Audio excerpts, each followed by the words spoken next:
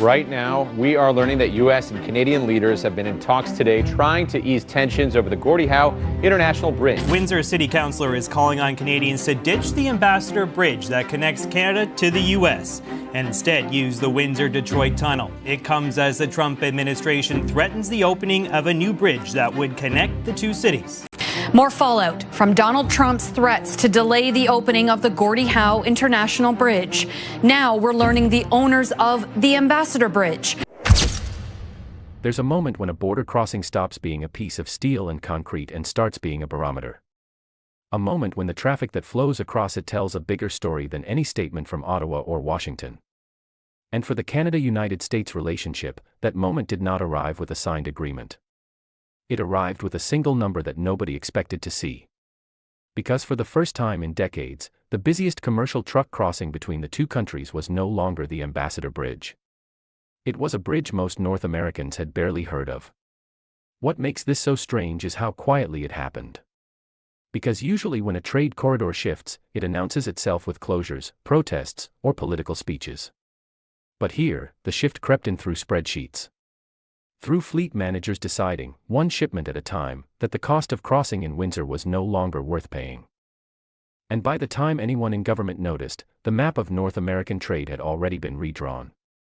For nearly 100 years, the Ambassador Bridge connecting Windsor, Ontario to Detroit, Michigan sat at the center of continental commerce. It carried more trucks than any other crossing on the border. It anchored the automotive corridor that built modern Michigan and modern southern Ontario. Entire supply chains were designed around it. Parts manufacturers set up shop near it. Logistics companies built their entire routing models around the assumption that Windsor to Detroit was the default. But that default is now gone. About an hour north, the Blue Water Bridge connects Sarnia, Ontario to Port Huron, Michigan. It has two spans, one from 1938 and one from 1997. For most of its life, it was seen as a secondary crossing, useful but never dominant. That changed in late 2024, when monthly truck counts quietly tipped in Sarnia's favor. And then it kept tipping. For every single month of 2025, the Blue Water Bridge carried more commercial trucks than the Ambassador Bridge. By the time the year ended, the gap was undeniable. The final tally told the story. Around 2.1 million commercial truck crossings at Sarnia in 2025. Roughly 1.9 million at Windsor. A gap of about 200,000 trucks in a single year. And the trend did not cool down when the calendar turned. In the first months of 2026, Sarnia logged more than 500,000 commercial truck trips, pulling further ahead of the Ambassador Bridge. This was not a seasonal blip. It was a structural shift. Inside the Federal Bridge Corporation Limited, which operates the Canadian side of the Blue Water Bridge, officials were almost understated about what had happened. Communications manager Alexander Gauthier confirmed that the crossing had surpassed all other international bridges in commercial traffic volume. But behind that calm statement was an extraordinary reality. A Crown corporation based in Sarnia had just taken the crown from a privately owned American bridge in Windsor. And the reason was simple. Price. The Ambassador Bridge charges commercial vehicles up to $27 per axle. The Blue Water Bridge charges about $7 per axle. On a standard 5-axle semi-truck, that difference works out to roughly $100 every single crossing. Multiply that by a fleet doing dozens of trips a week, and the math stops being a rounding error. It becomes a reason to redesign your entire route. Trucking companies are not sentimental. They are spreadsheet-driven. And the spreadsheet said go north. Now think about what that really means. Because the Ambassador Bridge is not just any piece of infrastructure. It is privately owned by the Moran family, one of the wealthiest families in Michigan, who bought it in the late 1970s and have defended it ferociously ever since. They have filed lawsuit after lawsuit to slow down competition. They have lobbied in Washington. They have run television ads. They built their entire business model around the idea that Windsor to Detroit was irreplaceable. And the market just replaced it anyway. But the pricing gap is only half the story. The other half is the geography of the roads themselves. Trucks using the Ambassador Bridge have to navigate urban streets on both sides. In Windsor, they thread through city blocks. In Detroit, they push into dense urban traffic before reaching the freeway network. Every light, every turn, Every stop costs time. And in logistics, time is money measured in fuel, driver hours, and missed delivery windows. The Blue Water Bridge is a completely different experience. It connects directly to Highway 402 on the Canadian side and to Interstate 69 and Interstate 94 on the American side. Freeway to freeway. No downtown. No surface streets. No red lights. For a driver hauling auto parts from the Greater Toronto Area to the American Midwest, that seamless connection is worth an extra hour of driving. Because an extra hour of highway is still cheaper than an hour lost in urban congestion, and the fuel burn is more predictable, and the delivery window holds. And this is where the situation crossed a line. Because once carriers started rerouting in real numbers, it was not just about individual trips anymore. It was about the architecture of the entire supply chain. Logistics planners began permanently updating their routing software to favor Sarnia. Distribution centers started adjusting where they staged inventory. Brokers rebuilt their rate cards around the new reality. A generation of muscle memory in the trucking industry was being overwritten in less than 2 years. At the same time, another pressure was building. Because Southern Ontario's manufacturing belt is not in a comfortable place right now. Unemployment in the Windsor-Sarnia region climbed to around 10% at one point. Tariffs of 50% on steel and aluminum were squeezing producers across the corridor. The automotive sector was absorbing blow after blow from a trade war that kept shifting shape. And in that environment, every dollar of unnecessary cost became a dollar that could not be absorbed. Higher tolls at the Ambassador Bridge stopped being an inconvenience and started being a liability. Underneath all of this sits a trade relationship that moves roughly $3.66 billion worth of goods across the border every single day. Much of that flow passes through Southern Ontario and Michigan. Auto parts alone cross the border multiple times before a finished vehicle rolls off the line. Engines, transmissions, seats, wiring harnesses, all in constant motion. When the main artery shifts from one crossing to another, the consequences ripple through factories in Oshawa, Oakville, Windsor, Detroit, Toledo, and beyond. But here's where the story turned in a way that almost nobody expected. Because just as the Blue Water Bridge was cementing its lead, a third player entered the field. The Gordie Howe International Bridge, a massive new crossing between Windsor and Detroit, was finally approaching its opening. A cable-stayed span stretching about 1.5 miles across the Detroit River, valued at roughly 6.4 billion Canadian dollars, financed almost entirely by Canada, jointly owned with the state of Michigan under an agreement negotiated back in 2012. The Gordie Howe was designed to fix everything the Ambassador Bridge could not. 6 lanes instead of 4. Direct highway-to-highway connections. Modern customs plazas. Capacity for about 8,000 trucks a day. And most importantly, an aggressive discounted commercial toll rate. The Windsor-Detroit Bridge Authority set commercial tolls that undercut the Ambassador Bridge dramatically, with some estimates showing a typical 5-axle semi-truck could save around $40 per crossing by choosing the Gordie Howe. For an industry that had already migrated north over a $100 gap, that kind of pricing was designed to pull traffic right back. And then, in February of 2026, the story took a turn that nobody in the trucking industry saw coming.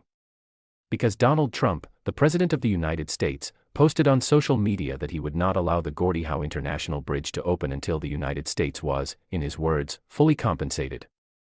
He suggested that America should own perhaps half the asset. He argued that Canada had taken advantage of the relationship. And he threw the opening of a nearly finished bridge into sudden political uncertainty. Inside Windsor, this did not feel like policy. It felt like a threat. Because Kelly Ortberg did not build this bridge.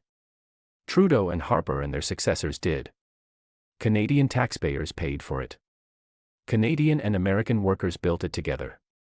Michigan had already been promised 50% of future toll revenue under the existing agreement.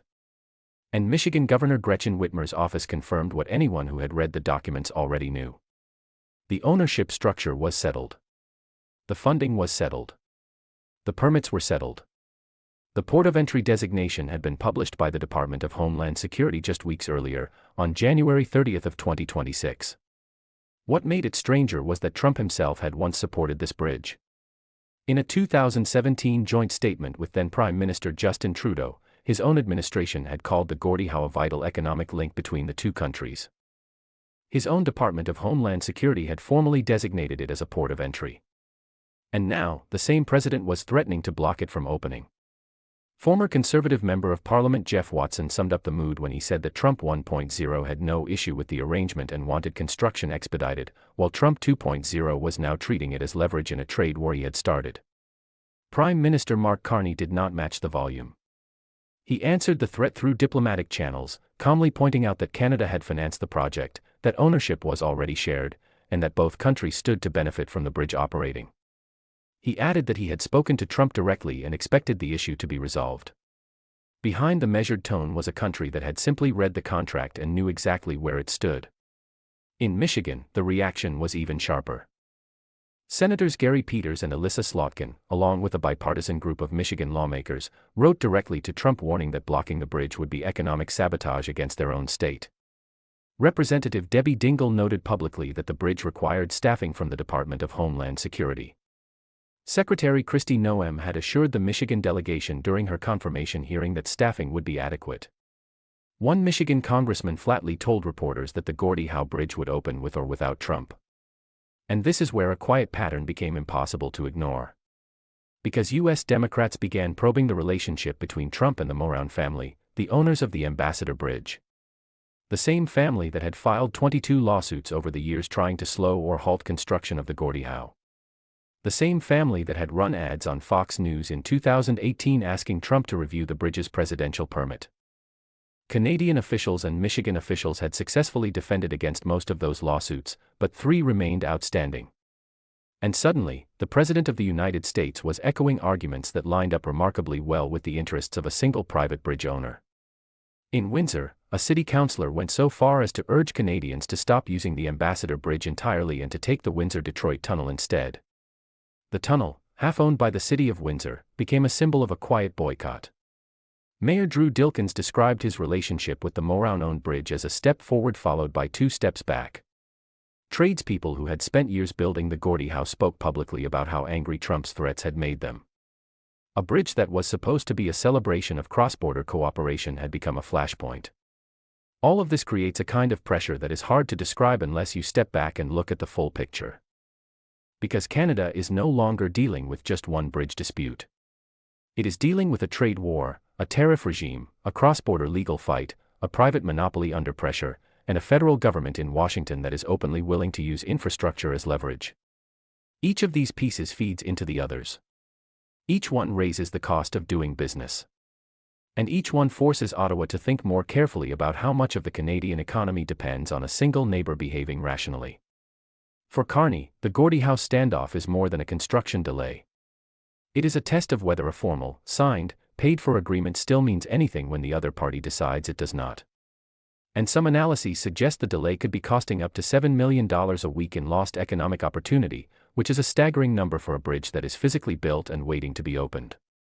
At the same time, carriers are not standing still. They are doing what they have already been doing for over a year. They are routing around the problem. They are sending more trucks through Sarnia. They are quietly rebuilding supply chains so that no single crossing, and no single political threat, can freeze their operations.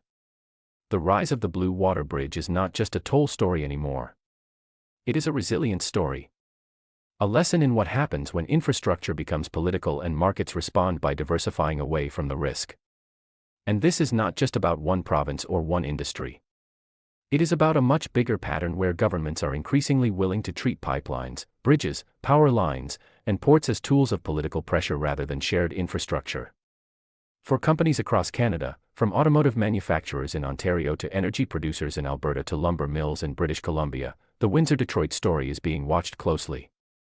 Not as an isolated incident, but as a preview of how the next decade of North American trade could look. Because what is happening here reveals something the old model of integration tried to hide. That when 2 countries build their economies around shared crossings, shared pipelines, and shared supply chains, one country's political mood can become the other country's economic crisis overnight. And the defense against that, as Canadian logistics companies have already shown, is optionality. More routes. More partners. More redundancy. So here is the real question that now sits at the center of everything. Once the Gordie Howe International Bridge finally opens, and its lower tolls and highway-to-highway access start pulling traffic back toward Windsor, does Sarnia hold the lead it has already built, or does the map shift again? And more importantly, if infrastructure is now a tool of political leverage instead of a neutral public good, can Canada afford to keep depending on any single crossing, any single pipeline, or any single relationship the way it once did? So here's what I want to know from you. Do you think Carney made the right call by responding to Trump's threats with calm diplomacy and existing contracts, or should Canada be pushing back harder and publicly naming this as interference? And more importantly, if tariffs and bridge threats become a regular tool in how Washington negotiates with Ottawa, does that slowly reshape the entire future of Canada-United States trade? That's all for today. Make sure you're subscribed and we will catch you in the next one.